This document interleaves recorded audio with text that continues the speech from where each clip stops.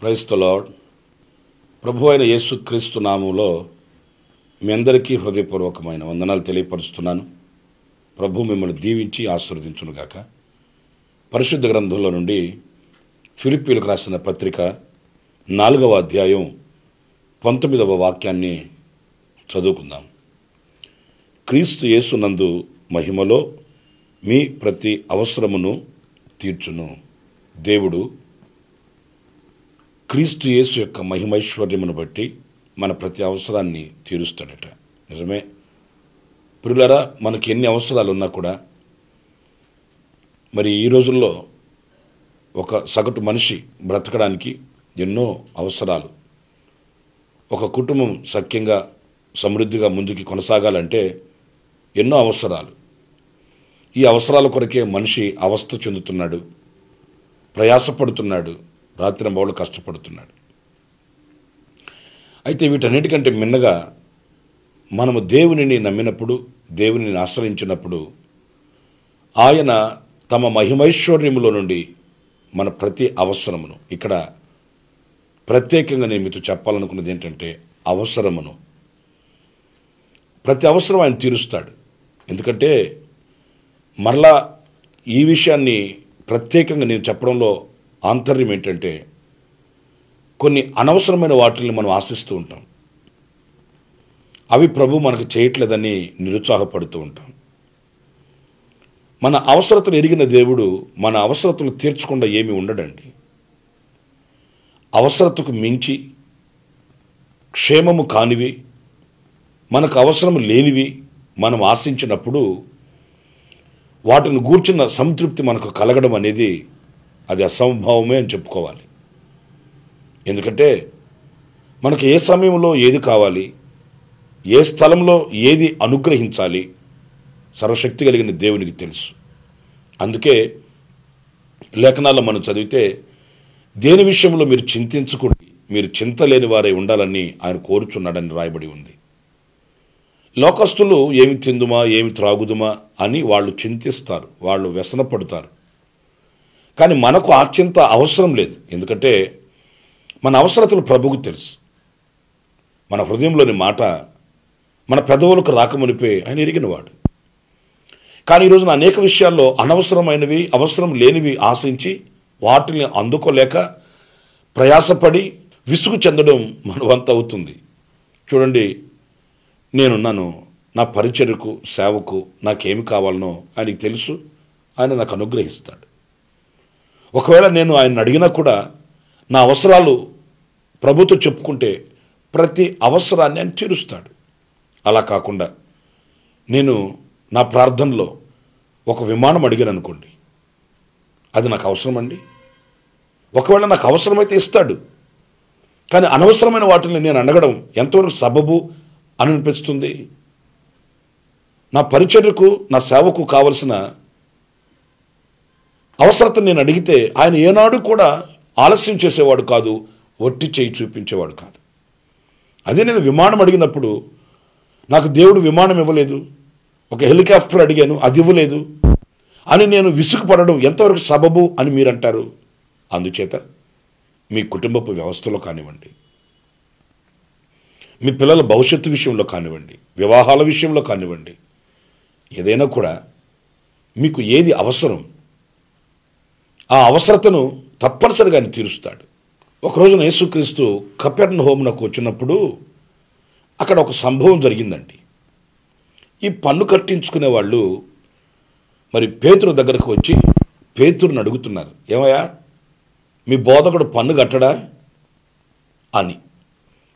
పిల్లల ఆ మాట పేతురుని వాళ్ళు అడిగినా హృదయ రహస్యాలు ఎరిగే దేవుడు గనక మన దేవుడు ఆయన గుర్తించాడు.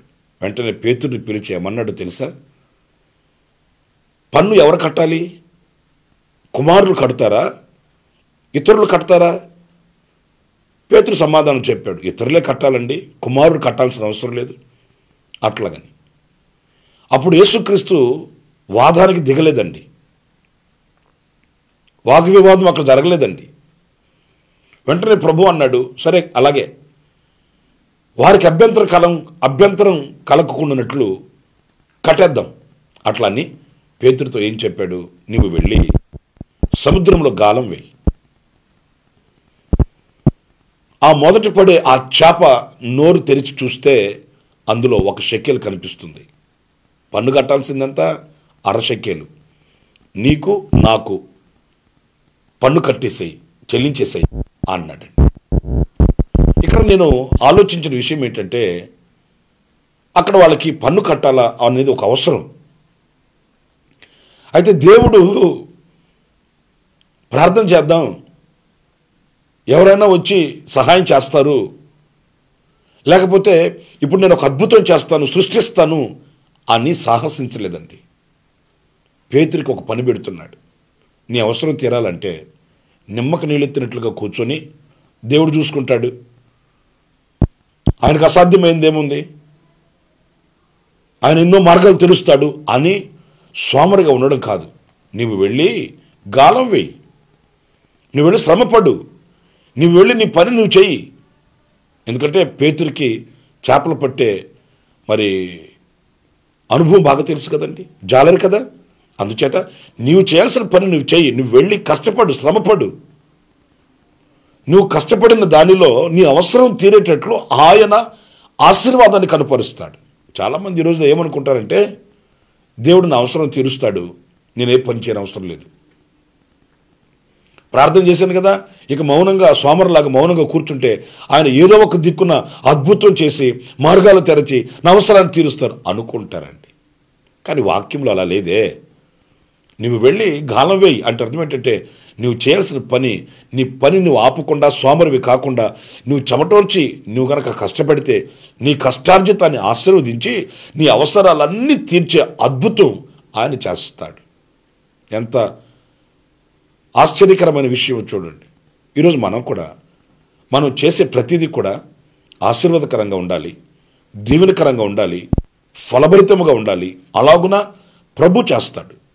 తద్వారా మన ప్రతి అవసరం తీర్చబడుతుంది.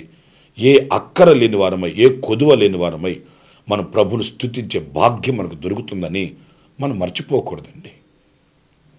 యేసుక్రీస్తు కూడా ఆయన శ్రమ పడ్డాడు. అందుకే వాక్యంలో వ్రాయబడి ఉంది, క్రీస్తు యేసునకు కలిగిన ఈ మనస్సుని మీరు కూడా ధరించుకొనుడి. ఏ మనస్సు అనంటే క్రీస్తు యేసు శరీరమందు శ్రమ పడెను అని వ్రాయబడి ఉంది. గనుక మన ప్రతి అవసరం ఆయన మహిమైశ్వర్యంలో నుండి తీరుస్తాడు. అందుచేత ఈ వాక్యంలో చూడండి, పేతురు వెళ్ళాడు, గాలం వేశాడు, ఒక చేప పడింది. ఆ చేప నోరు తెరచి చూస్తే అందులో 1 షెకెల్ ఉంది. మనం గనక దేవుని మీద ఆధారపడి ఒక పని పూనుకుంటే ఆ పని సఫలమవుతుంది, మన అవసరాలన్నీ తీర్చబడతాయి. అవసరాలు తీర్చబడతాయే కానీ అనవసరమైన వాటిని ఆశించి అవి తీర్చబడాలని మనం కోరుకోకూడదు. అలా మనం ముందుకు వెళ్ళకూడదనే దేవుని వాక్యాన్ని బట్టి మనం నేర్చుకోవాలి. మరో వాక్యాన్ని కూడా నేను మీతో చెప్తాను.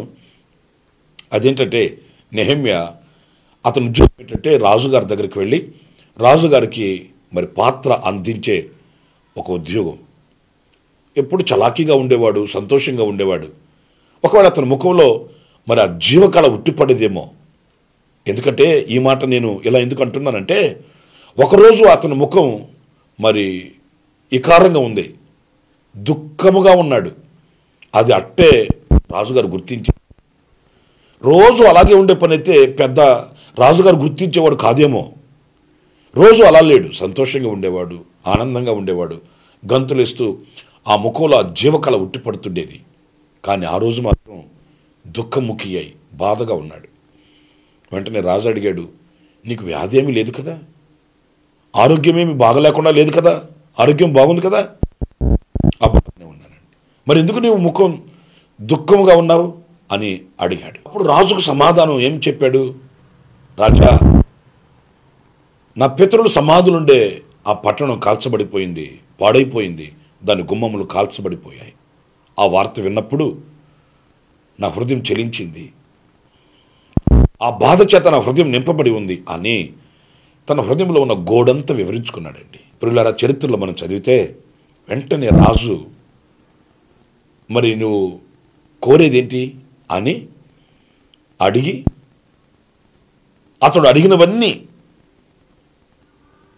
దూలములకు కావలసిన చెట్లే కానివ్వండి, తాకీదులే కానివ్వండి, అతనికి సెలవు దినములే కానివ్వండి, సమస్తాన్ని అతనికి అనుమతించి అనుగ్రహించి అతనిని తమ పితరుల పట్టణానికి వెళ్ళి, దేశానికి వెళ్ళి ఆ పనులన్నీ పూర్తి చేసుకోవడానికి రాజు అంగీకారాన్ని తెలిపాడండి. మీరు నెహెమ్యా గ్రంథం 2వ అధ్యాయం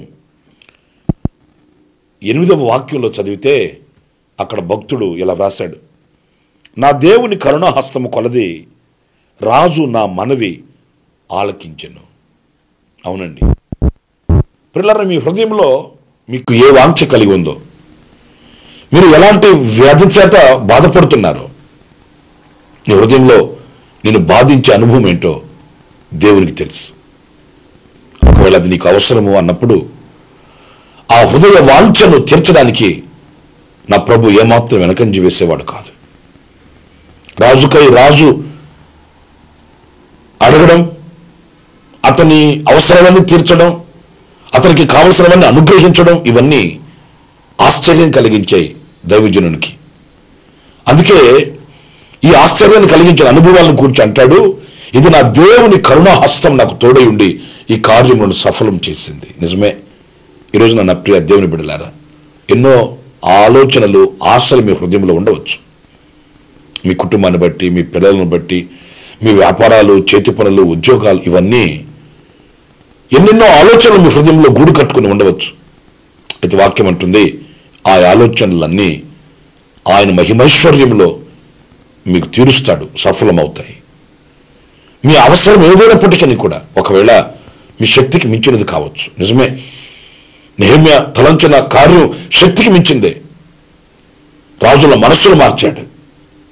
రాజు చేత సమస్తము అనుగ్రహించబడేటట్లుగా దేవుడు కృప చూపించాడు. ఆశ్చర్యకరమైన ద్వారాలు తెరిచాడు దేవుడు. మరి ఆ దేవుడే మన దేవుడు కదా, ఆ దేవుడే మనం ఆరాధించే ప్రభువు కదా. ఆనాడు మన పితరుల అవసరతలు తీర్చి నేను ఉన్నాను అని వెన్ను తట్టి నడిపించిన ఆ నాయకుడు, ఆ నాథుడు ఈ రోజున మన అవసరాలు ఎందుకు తీర్చడు? తీరుస్తాడు.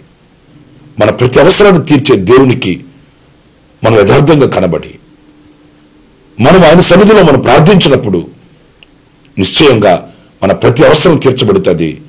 మనం సాక్షులుగా నిలబడగలుగుతాం. ఆ రీతిగా ప్రభు ఇదిగో ఈ పూట మీ హృదయంలో ఉన్న ప్రతి అభిలాషను తీర్చి, మీ కోరికను సిద్ధింపచేసి, మీ ఆలోచన యావత్తును సఫలం చేసి, మీ శ్రమకు తగిన ప్రతిఫలాన్ని అనుగ్రహించునుగాక. క్రీస్తు యేసు యొక్క మహిమైశ్వర్యంలో మీ ప్రతి అవసరం తీర్చబడునుగాక. ప్రభు దీవెన మీకు నిండుగా కలుగుగాక. ఆమేన్. తల వంచండి, ప్రార్థన చేసుకుందాం. దయాదాక్షణ్య పూర్ణుడా, కృపా సత్య సంపూర్ణుడా, మీకు వందనాలనైనా. మీ మహిమైశ్వర్యంలో నుండి మా ప్రతి అవసరాన్ని తీర్చే దేవుడు, దానికి కావలసినటువంటి మనస్సును కూడా మీరు మాకు అనుగ్రహించి మా ప్రతి అవసరములు తీర్చి మహిమ ఘనత ప్రభావములు మీరు పొందుకొనమని యేసు నామములో ప్రార్థించి వేడుకొనుచున్నాను తండ్రి. ఆమేన్. ఆమేన్. ప్రభు మిమ్మల్ని దీవించి ఆశీర్వదించునుగాక. ఆమేన్.